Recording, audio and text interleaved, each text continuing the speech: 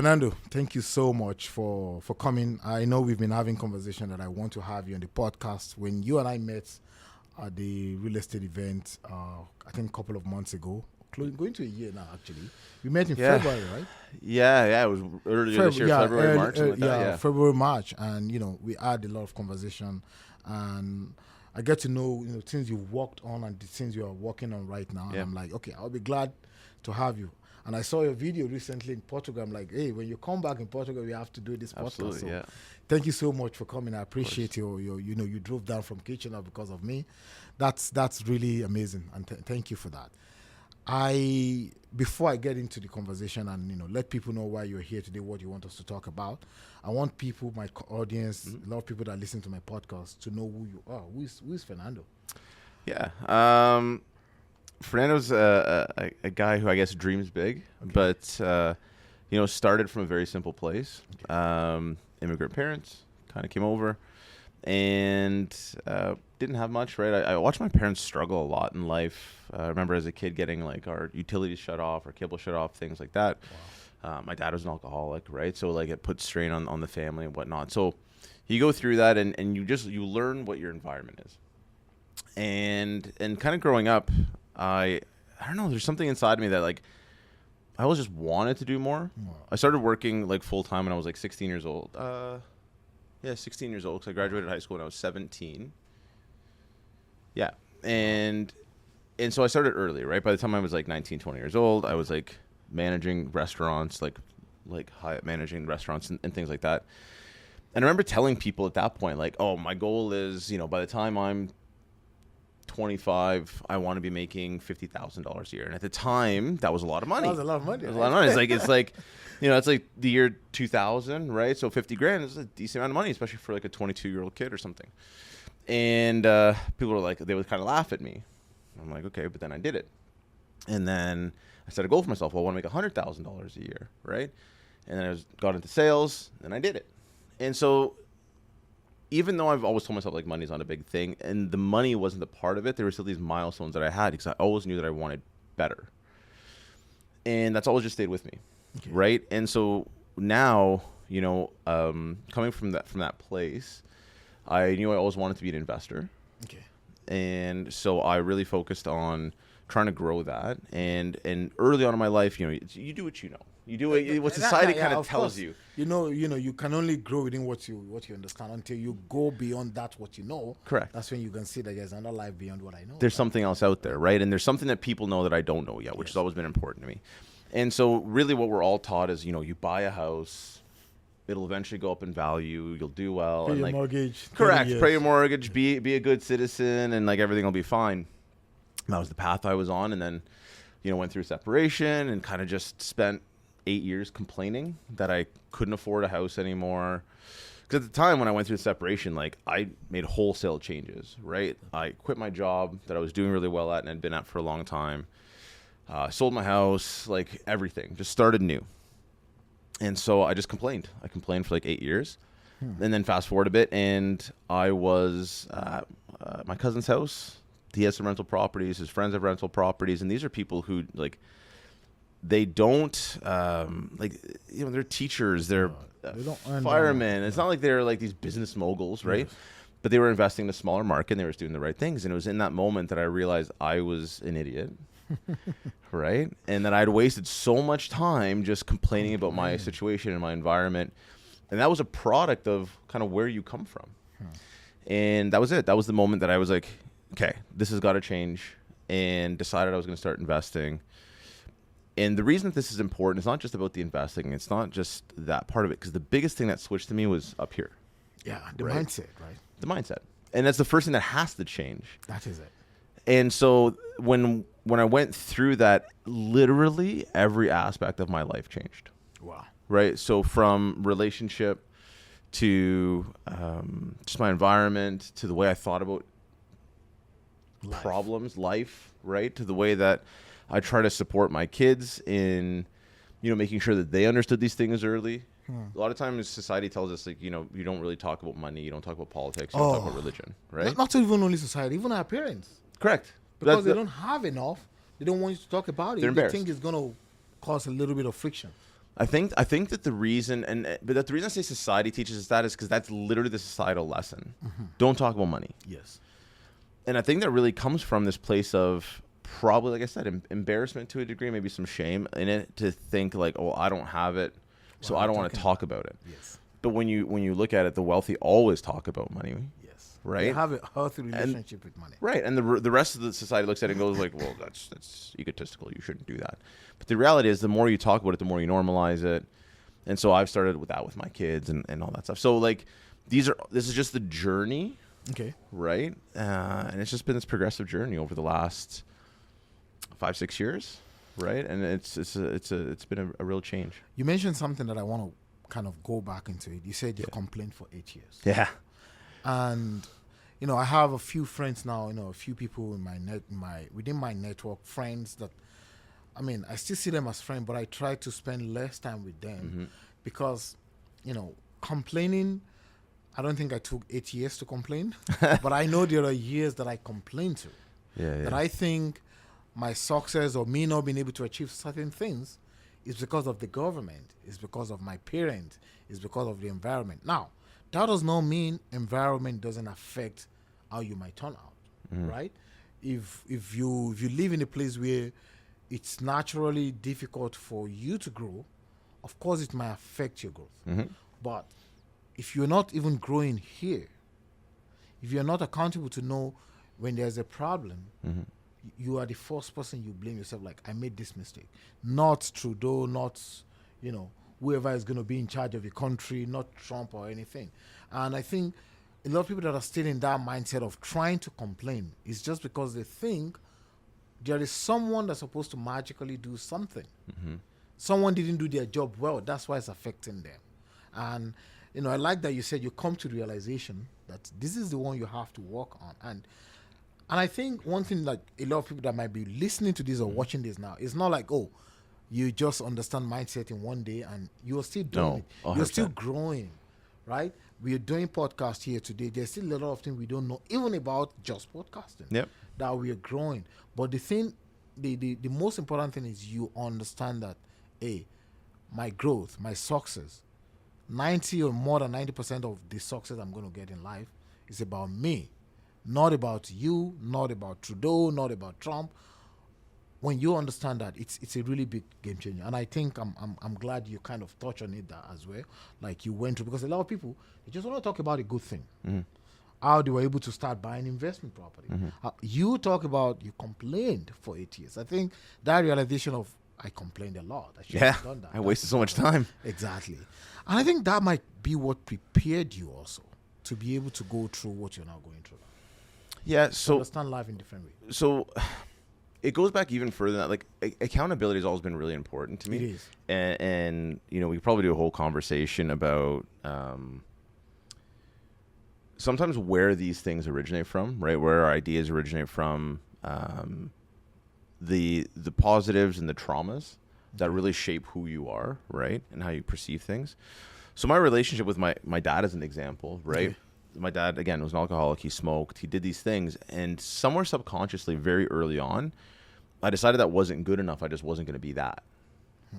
And so some of these pieces came from that as well, right? So I find that people sometimes in those situations, one thing that they really, really struggle with, and I understand it's an illness, right? Like, trust me, I understand it's an illness. But they struggle with accountability. Yes. And so I think that somewhere early in my life, I understood accountability, and I have a hard time when people don't take accountability for situations. So again, I moved out when I was 16 years old. The really short version of it is that, like, my mom was gone out of the country. I took her car. I crashed her car. Wow. She had to actually press charges against me in order for insurance to cover it, right? And so she did that. And because, again, she had no choice, really. She couldn't afford a new car. She needed the insurance money. And so, like, I got charged with, it was originally auto theft, and then it was, like, take vehicle without consent, which is joyriding. Because I technically brought the car back. So that's not really theft. Yeah. I borrowed it. And so this whole thing started me off. So I left. I went and lived with my cousins. I was living with my cousins. My cousin was amazing. She gave me all this freedom, gave me this opportunity. And then I was living at her house, and I was just skipping school. right? I was a good student, but I was like, I just didn't feel like going to class. So I was skipping school, but I was like signing notes with her name, right? And so she found out about this because when you're a kid, you think you're super smart. And I'm like, look at this signature. It's perfect. I nailed it. Like, it's so good. But like one day I'm writing a note. Oh, I got a dentist appointment. The next day it's a different class. I got a doctor's appointment. The next day it's a different class. I got a dentist appointment. So like eventually, as a kid, you don't know this, but like they all go to the same place. And you're like, and so your VP sitting there being like, wow, this kid's really sick. Wow. And so they call my cousin in and she's like, yeah, this isn't going to work. And I was like, oh man. And so, whatever, I came back home and then I moved out on my own and did all these things. And so, but even that, at 16 years old, I took accountability. I'm like, this is my fault. Like, I did this, right? It's not my mom's fault that I took her car. Yeah. It's not my cousin's fault that I was skipping school. Using a signature, Right. Like, this is all me. And so imagine that, a 16-year-old kid who's actually doing all that. So it's been such a critical piece of my foundation is that accountability. And so all the way through my life, that's what I've tried to do is take accountability. And it's what I try to hold other people to as well. Yeah. So to your point of like when people start to blame the government, when people talk about Trudeau this or Trump that, or it's my environment, it's this and that, it's like who's driving the vehicle of your life? Like you're in this car, right? This is your life and you're on this journey. Right. Who's driving? Are you just a passenger in it and you have no control over what's happening? What happened? Correct. Putting in the autopilot or auto drive? Yeah. But even that, you've still decided the destination. Exactly. Like either you've been abducted and you've just been thrown into this car and you have no control over it, or you have control over where you're going, where you get in, where you get out, the turns that you make, all those things you have control. And so to sit there and just be like, I couldn't help it. I couldn't help it. Every situation that you're in, you have control over. Does that mean that nothing bad happens along the way? Of course not. Of course. And I think that will kind of make me go into another question I want to ask you. Yeah. Is right now we are talking about, taking accountability is not an environment that would determine what you turn out to be. But you as a person, I know you have investment properties here, and now you're looking to invest, or you are already moving your business or investment portfolio outside of Canada. People might be watching and like, oh, but you said environment doesn't. I mean, what we are trying to bring out here is when there is chaos, when there is problem, when there is challenges, can you figure out how to do it? Because you're not saying you don't want to invest anymore. No, not at all. You're not saying I don't want to talk about real estate anymore. You just feel like, okay, maybe right now, this area, Canada, might not be having the best interest of me as an investor anymore. Correct. And now you started looking at Portugal, I believe. Yep. And I think you're looking at something in the US. We're going to touch on it as well, if I'm correct. But why Portugal? I know you're from there. You've not mentioned it, but I know personally that you're from Portugal. Yeah. Why Portugal? Is it because you're from there, or is there any economic reason for you to say, hey, this might be one of the best places now to start looking at to invest in? And why actually live in Canada? What's the reason why you think like Canada might not be the best place to invest anymore? So I'll start with the Portugal piece. Okay. Because there are a few layers to why. And one of them is that's where my background is from, right? Okay. But that's a part of it. When you are in certain parts of the world, and for people who haven't gotten out and traveled to outside of North America, do it. They should do it. You have to do it. I agree. It's such a critical thing. Do it, right? You have to experience other cultures, the way that people live their lives. Understand, I'm not talking about go to the UK either, and it's not a shot at the UK, but like it's basically the same life, right? UK and Canada is just broader. Yeah. So the way that people live their lives is different. And Portugal's one of those places where people have this prioritization of living over having things and over, working themselves to death and all that. And they're generally happier. Right? They're like a happier people. And so you go there and you start to experience this life. And listen, when I say they're happier people, the cultural music, fado, right, which is like their, I guess, the cultural kind of music style, is all about complaining. But they are generally happier people. And so you go there and you're in this like coastal area and you're watching the ocean come in and you're living this life of it's different balance. And I'm like, I want this, but I want it for other people too. People as well, yeah. There's a lot of people that go to Portugal actually for tourism purpose, right? For tourism is big, but you're seeing a ton of people retiring there now and wanting to retire there. So that route goes into reason number 2. Thanks for this segue, which is it is a massively growing economy because like Portugal was under monarchy years ago, and then it became like a fascist dictatorship. And it was 50 years ago that they kind of came out of that. And so really, as far as an economy, they're still pretty young, but they have all these resources. They're very strategically placed in terms of trade and things like that. And so there's a lot of reasons that there's investment happening to Portugal, but there's also a ton of people wanting to move there because of the weather, because it's a lower cost of living, because, you know, people there don't make as much money, so that makes it a little cheaper. And again, that lifestyle that I talked about, and safety is high, healthcare is good, so people are moving there. So I'm like, okay, so you look at it, and there's still a lot more room to grow. That's it. You're really still at yes, there's been a ton of growth already, but you're really still just, I think, at the early peak of it. So that's reason number 2. And then reason number 3, which came kind of afterward, is because, see, sometimes we look around the world, these places that are inexpensive to live. And so we as, you know, North Americans, or we'll say Westerners or whatever, have the money that we earn here. And we look at these other places around the world and we're like, oh, it's so cheap to go live there. But the reason it's cheap to live there is because, like I said earlier, people there don't make a lot of money. Yeah. And so you kind of start to research into the market. And I'm like, well, is there a way that I can do both? Is there a way that I can, you know, make money as an investor, take advantage of the fact that, you know, this is such a growing market and economy, and that people are moving there, but also provide housing for people that are there, because like a more affordable housing, especially for youth, because you don't make a lot of money there and it's hard to get started. So like these layers kind of came together to really form my why as to why I want to focus on Portugal. Now, the biggest differentiator is because of my background being Portuguese, because there are lots of markets around the world. In fact, I'm hosting a webinar coming up in a couple weeks that I'm not selling anything, which is kind of different for a webinar, but it's around people who have done this. They've gone and invested in these other markets that it's more of like lifestyle and understanding. Like you're showing people that, hey, if you're worried, this person have done it here, this is their feedback. Yeah, and that's it. It's free information. Like we legitimately want nothing for it. We just want to help people understand that this is doable. It's not that scary. You can do it. We'll answer your questions.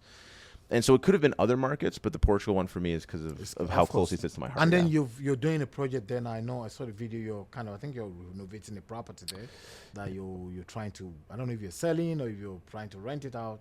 So you're kind of on the ground as well now to understand how to do it there. Yeah. I picked up an apartment there. It's gonna be my home base, but then rent it out when I'm out there as well. And yeah, that's what I was there recently. I mean, that's very important because people want to see that. Okay, you're telling us about Portugal. Have you invested? Yeah. Have you gone there? I mean, you're from there. That's fine.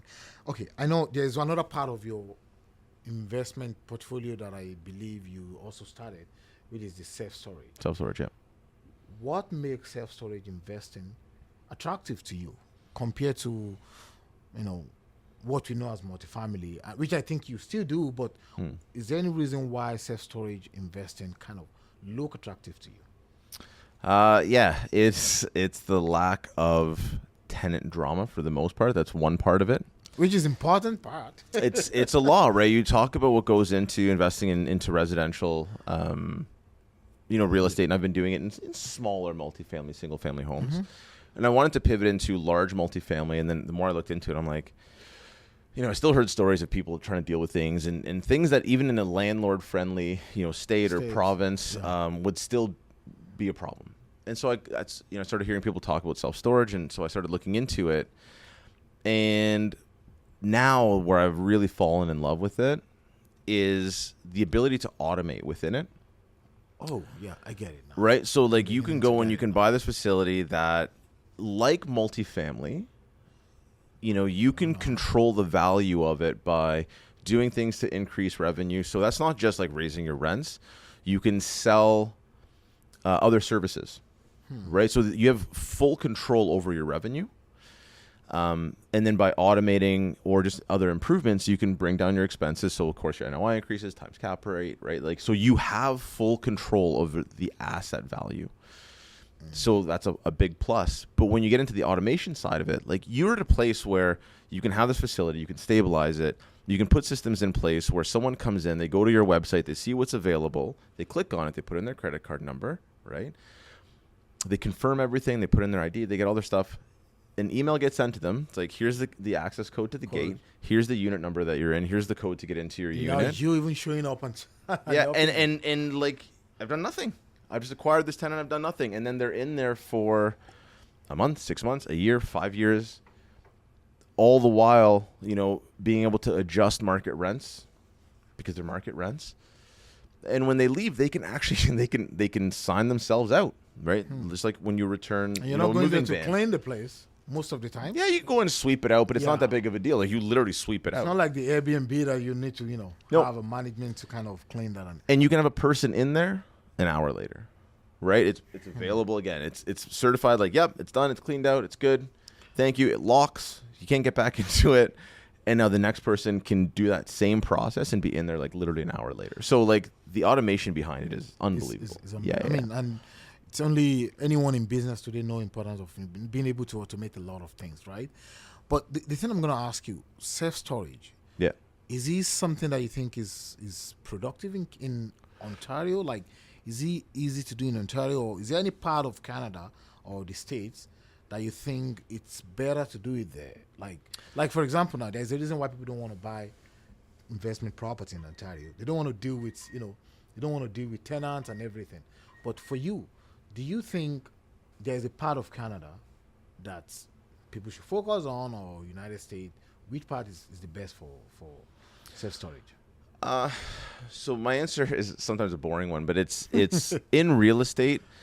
We talked about mindset before, right? Yes.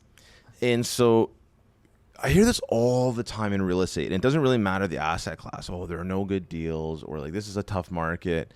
The reality is there are always markets that are going to work. That's for anything, right? And you just got to go and figure out what's the right one for what you want to do. Like what you want to do as an investment might be different than what I want out of an investment. So I might look at a market and be like, that's not good for me, right? And you're going to look at that same market and be like, that's perfect for me because I want this, right? So we look at, if you look at California as an example, it's tough to buy real estate in California. It's very, very, very expensive. But if you are someone who is, you don't care about cash flow, that's not your thing, you're just looking for appreciation, California is a great market. If you have the capital, right, and you're just looking for appreciation, correct. Just like Toronto, just like Vancouver, right?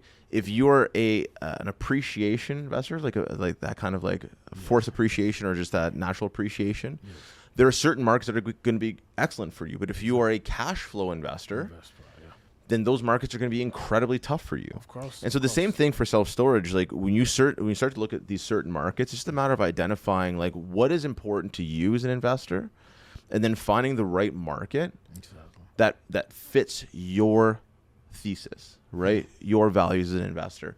But there's opportunity everywhere. As far as Canada versus the U.S., just real quick, is like I think it's actually growing more in Canada.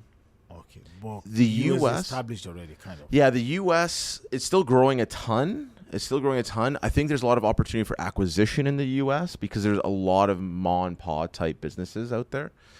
In Canada, there's some of those, but I think storage is actually growing substantially in Canada. So if you're the person who can kind of get your head around developing or like conversions, I think there's a huge opportunity here. Okay. You might just not be able to find as many smaller like ma and pa type shops that are going to be easy to kind of take over. Yeah. So again, just different strategy because of the difference in the markets. But let me ask you something. If I come to you now, and I know you do this more now. If I come to you now and I said I want to get into, like, if anyone comes to me, they want to do multifamily, I know what I will tell them. I know what are the important things. What is the economic growth of that place?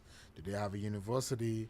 What makes that place good place to rent, to do multifamily? If I want to get into self-storage, what are the things I need to take into consideration before I can say, you know what, this might work for me? Is it population? Is it a certain type of industry that should be growing in that community for me to say is a good thing? What should I be looking at? So I think that some it's one of the things I liked about moving into self-storage is there are a lot of similarities between multifamily and self-storage. Where there's I think like a diversion is in residential, generally speaking, if you're in a populated area and you build an apartment building that supports that, you're going to fill it. Yes. Right? In storage, one of the differences is like it's a business. So same as like, a fast food place like McDonald's or Starbucks, they're not going to open a restaurant without first doing like their market research and be like, is anyone going to come? Is anyone going to buy right? Is anyone going to come here and buy our product? Yeah. Right? And so you don't open until you do that. And I think that's the thing that you have to remember when you're doing storage. Like it's a business, so you do have to spend more time in understanding your market. Right. So you want to look at things like population. Right. So is the population density there that you need? Is the population growing or is it shrinking? Yeah. Right. What are these other factors? So I think you have to understand more about your market and more about your competition as well. Right. Like what's the supply in the area already? So generally speaking, in self-storage, the sweet spot is like between 6 to 8 square feet per capita. But you could be in a market that's got 18 square feet per capita, and still great because maybe it's like a vacation town. And so, yes, it's going to have a higher saturation because the population is low, but you need the supply because people are there seasonally. And so then you have to look at like occupancy. And so I think you just have to spend a little more time in doing like your market research, understanding your competitive situation in storage than you necessarily do in residential. But the other side of it is like in residential, depending on the tenant profile that you want, you have to be very careful the neighborhood you're buying in. That's another thing. Right? Because are you going to draw on the tenant that you actually want as a tenant? Into that area. Correct. That doesn't want to go, right? And storage, you can be a little more flexible about that, right? Because like as long as it's not like a really bad area where people are going to be constantly vandalizing your property and things like that, you have to be mindful of that. But you have a little more flexibility in there because it's really more about you're supplying the service that you need to the people that are in the area. So it's there's some small variances, but I think the best thing to do when you're trying to figure out how to get into a new market like that is education, right? Okay. I have another question I want to ask you. I hope this is not going to be politically, chaos. What's I'm an immigrant. You're a son of immigrants as well. Yep. Were you born here actually? I was born here. I was born in Toronto. Yeah. Okay, so you're. But my parents came here from Toronto just a few years before I was born. So you're a son of immigrants, and I am an immigrant as well. But my question is, I've been here for I would say 5 years now, going to 5 years or over 5 years now. You were born here. You grew up in this country. You know Canada before people like us moved here. What do you think changed in this country that one make you think, you know what, I think investing right now in, as you said, multifamily landlord issue, that make you to feel like, you know what, maybe Portugal might be best place now or maybe another country. What are the changes you notice in this country that's kind of change your perspective about it? Yeah, and you're right. This probably will piss off some people, but there's a few things, right? Like, I think that there are a few things that frustrate me with Canada. Like the weather is actually one of them. Believe it or not, that's the easy answer. Like the weather, like why you like. I understand we trade off sometimes opportunity for these things. I'm like, I ask myself all the time. My parents came here, and I'm like, why did you pick Canada though? Like Australia's got a lot of opportunity, and the weather's so much nicer most of the year, right? So like there are other places that you could have gone, but anyway. So the weather is obviously part of it. That's not the only reason. I think North America really struggles right now, and there are other parts of the world that do this as well, but where politics has really lost itself, and it's like this comedic sideshow, right? It's about like it being this popularity contest, more than it is about what type of leader are you going to be, and are you actually representing your people? It's no longer about that. It's about, are you representing your party's values? And then the people are slotting themselves, and social media is a huge part of this. But people are slotting themselves into, I'm in this bucket or I'm in this bucket. Yes. Politics used to be about the people believe and need this, and I am the representative who's going to try to bring that to them. To both groups. I mean, to all the groups, actually. Correct. But, okay. And it's now become this sensationalized thing where it's like, nope, we are supporting our party's values, and then we're going to sensationalize everything that the other side is doing and make it evil. And so we're going to really divide people and put them into these buckets. And so that's part of it, right? So politics is kind of taking this thing and it's just I have a hard time aligning with it at this point now. Sometimes either side will have to see what happens in the next election. Certainly not the current government. Like I can't, right? and I do fear and I feel that Canada's lost a lot of its identity into who it used to be, right? And that has nothing to do, not as much to do with the people that are coming here, right? As it has to do with I think just the way we carry ourselves and the values that we do support and the way that we act and what we prioritize in our lives and our family lives and things like that. Like it changed and it became so much about just like the stuff that you have and the image that you have and all these pieces. And it's just like, man, I don't connect with that. Right. That's why I'm prioritizing these places where people, they care less about stuff. And they're focused more on like celebrating and being happy and family and togetherness and like all these things, right? And I asked this question, not, my intention is not to piss anyone off. I don't think we will even see anything that will piss anyone off. Yeah. But as I told you, I moved here about 5 years ago. Yeah. 5 years ago. I think there was something different about Canada 5 years ago when I moved here than what I see now. Now, I can't necessarily say Canada is now the worst country in the world. No, not even close. There are a lot of things that I am glad that I moved to this country. Yeah. And part of it is my own growth, my own business, my own thinking of how can I build something. I think being in Canada gave me the opportunity to be able to even feel like I want to do it, right? Yeah. However, things change. I feel like values, even though I would say maybe I made the last few values that Canada have when I moved here. Yeah. I think things have really, really changed. And people like you that are born here, I always want to ask that question to understand. Do you think, do we even have value in the first place before? And if that is yes, do you think there's any way to kind of restore the value? For me, I think the leader of a country, yes, they can decide how the country will look like for the next. We know how Canada looked like in the last couple of years because of the person leading us, right? And you mentioned something, the other party will be like, oh, the other party is evil, which is not evil. Is there any way, or you think there might be a leader, or anyway we can really be in that middle of being able to actually do what both parties bring to the table without pissing other parties off and concentrating more on what the people of this country want? Do you think there is any hope on that for us? Can I first just cover the values piece of it? Okay, yeah. The values piece of it, where I feel that some of it is lost, is, in how we represented ourselves, like I said, to the world and to ourselves in terms of being this welcoming place.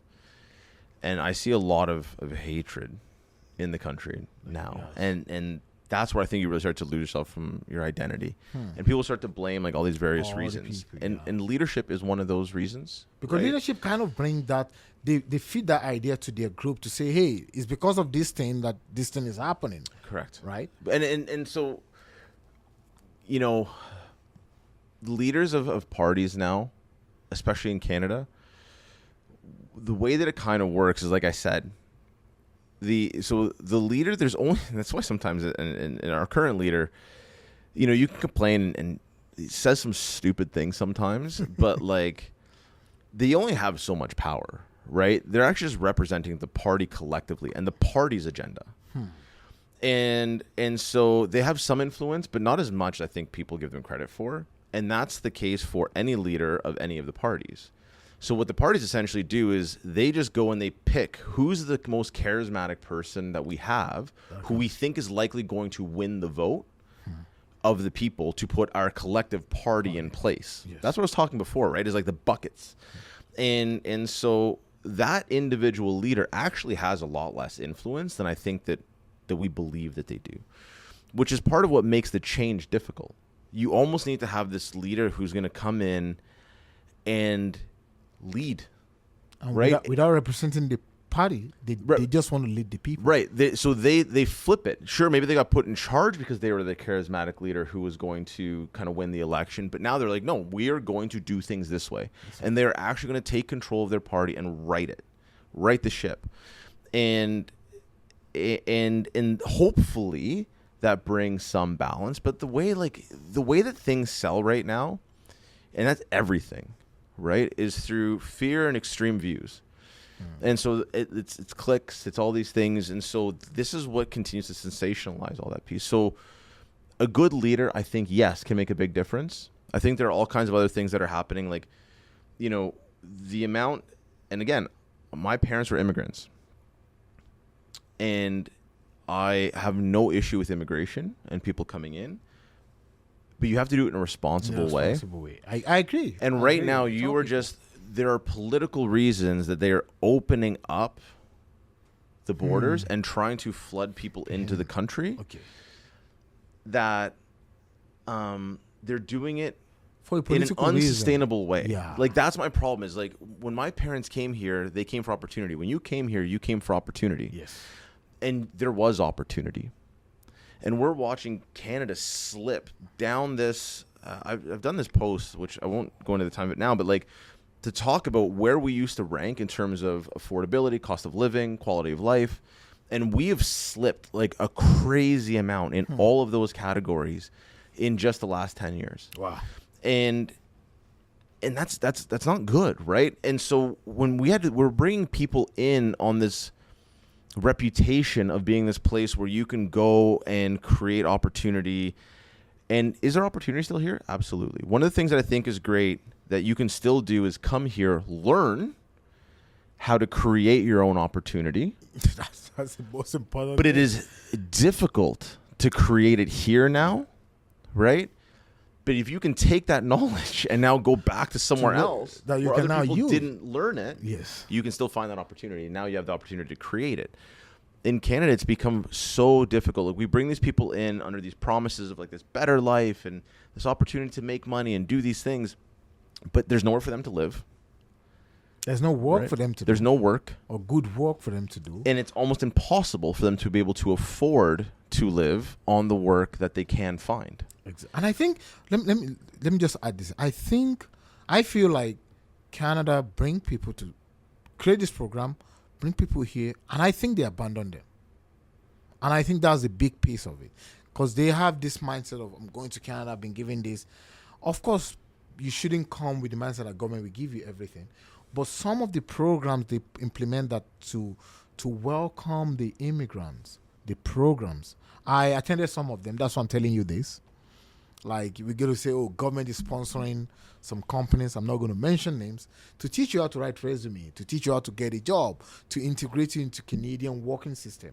Mm-hmm. And I can tell you for a fact, when I went to them, I'm like, no, this is wrong. I know it's wrong because they're getting money from the government. So now it's kind of now come down to, okay, government say this program, give some company the thing.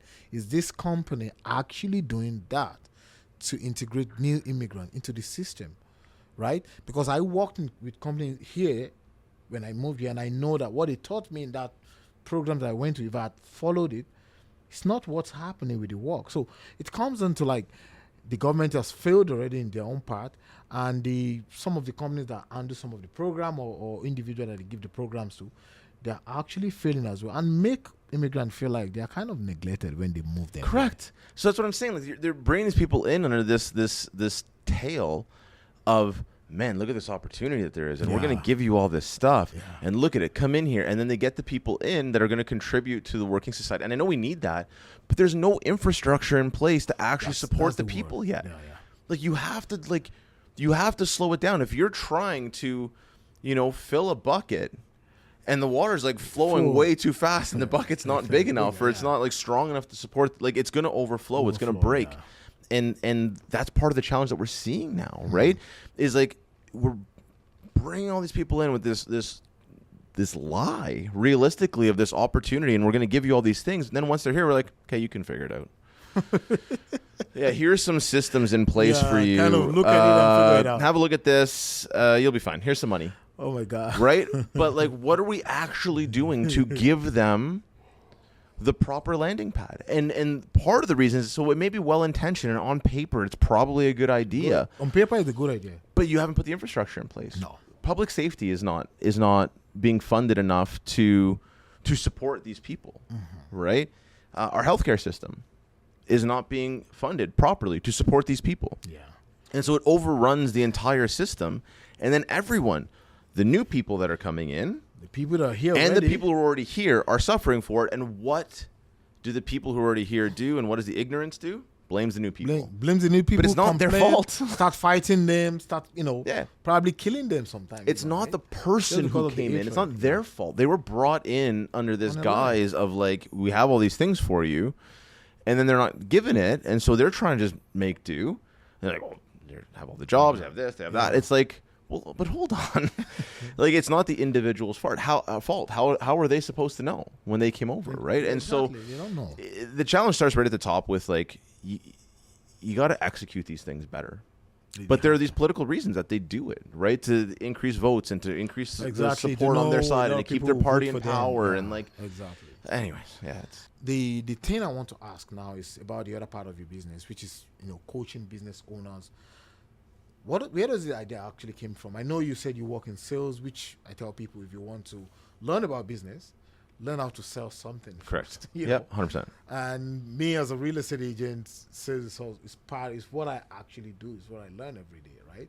So what brought the idea of you thinking you have to teach people, or you have to coach people, or you have to share the education, the knowledge with people, right? And what are the things you notice that really, really limit the growth of business owners, entrepreneurs, or anyone trying to beat something? Yeah, so earlier this year, I left my like kind of full-time corporate world. And at first I was like, I'm just going to throw myself fully into my investing. I have this window, I'm going to do this. And so you start kind of getting on these networking calls with people, right? And so I'm doing this and I'm having conversations with people and you ask questions like, what are you working on? What are you struggling with? And I started finding that what people were struggling with were things that, I've been in the business world for over 25 years. I've done over $200 million in sales in my career. And you start talking to people and you're like, well, it's not really that big of an issue, right?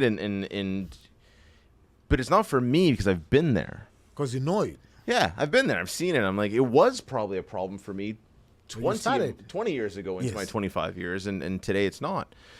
But to them, this is brand new, and so they don't know, right? And they don't understand.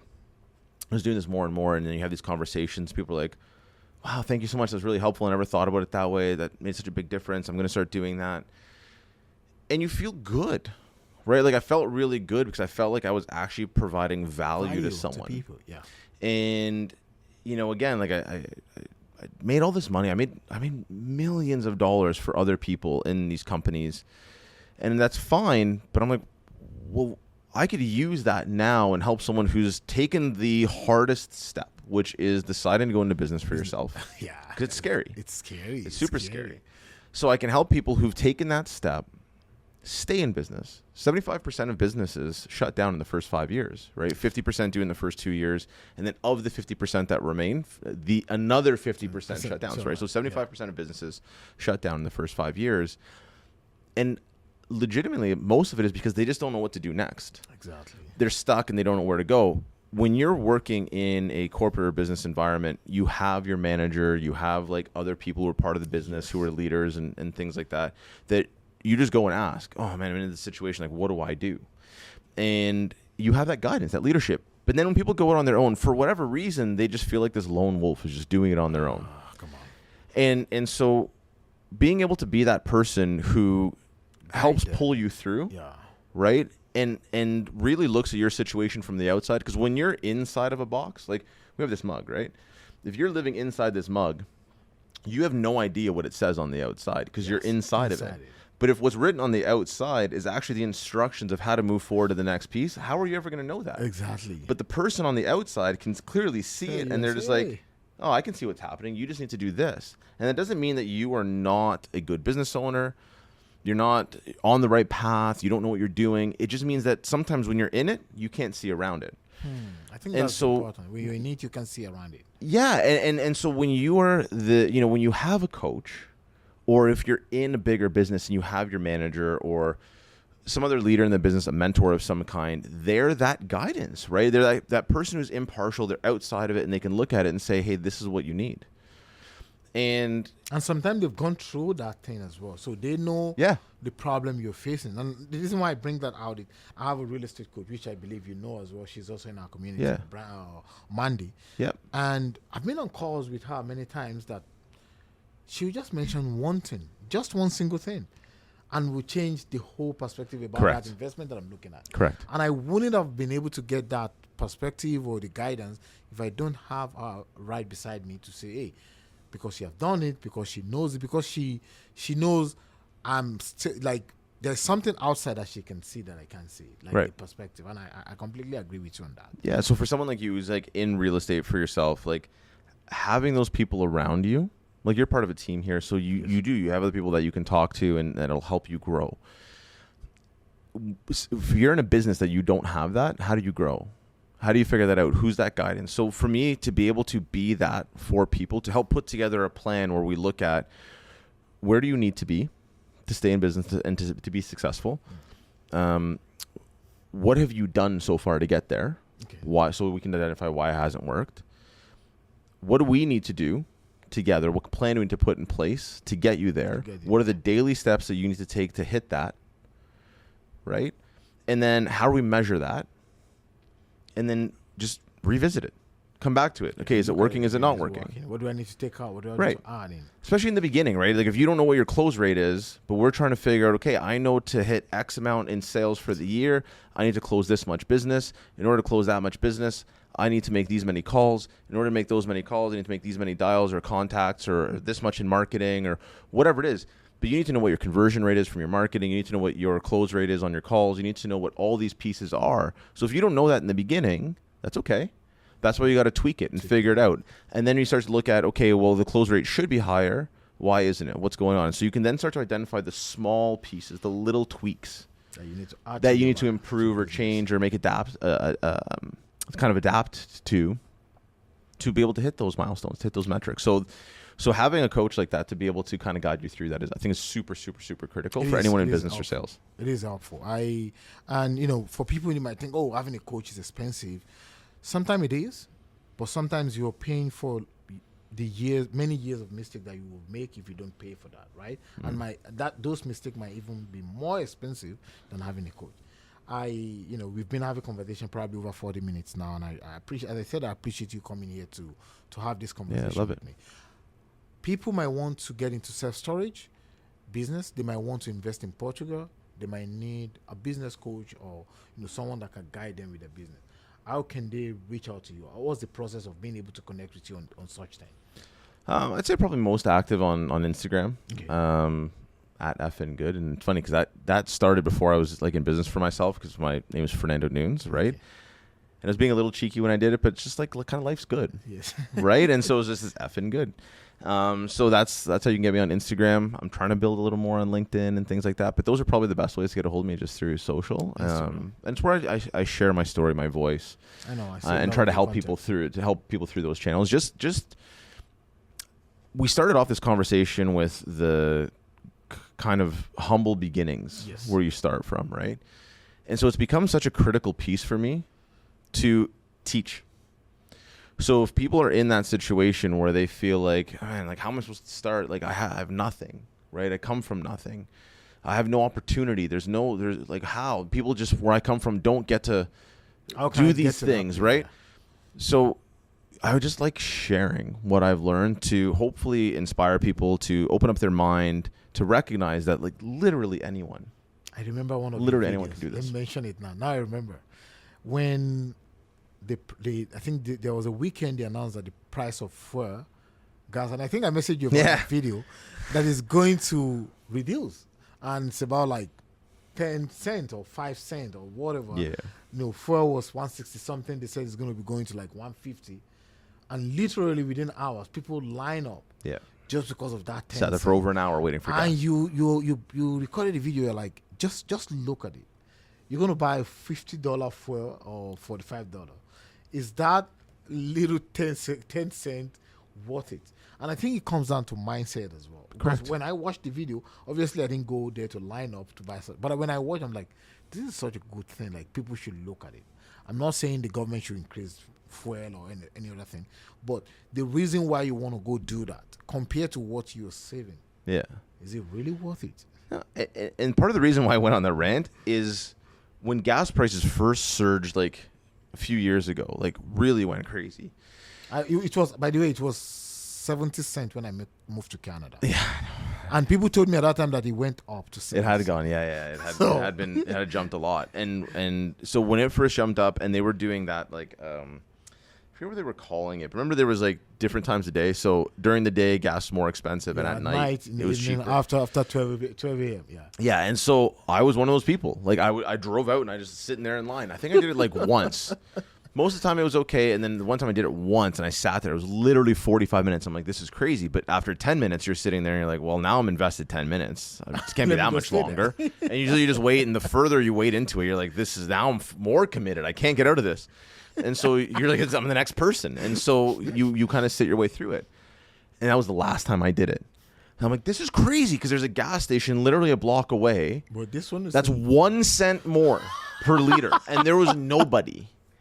There was nobody. And I'm like, why is everyone sitting in this when realistically that 1 cent per liter is going to save you less than $1? Yeah. If you're completely filling your tank. And I just drove to the other station that was a penny more per liter. And there was nobody there. I still got my discount. I still pumped. I still went on my way. And you sit there and you're like, what else could I have done with that time? I could have been sitting with my kids, enjoying time with them, right? I could have been creating a business plan. I could have been learning something new. I could have been doing all these different things. But it's that small mentality. It's that fear that we live in of like, I don't know where my next thing is going to come from, so I got to go and do this. And so being able to help people see the other side of that, where what are you exchanging for that? Yes, I know times are tough, and that $5 might make a huge difference to somebody. Absolutely. I bet there's somewhere else you could save $5 and take that time back and do something better with it to potentially set yourself up to earn $50, $100, $10,000, $1 million. Doesn't matter.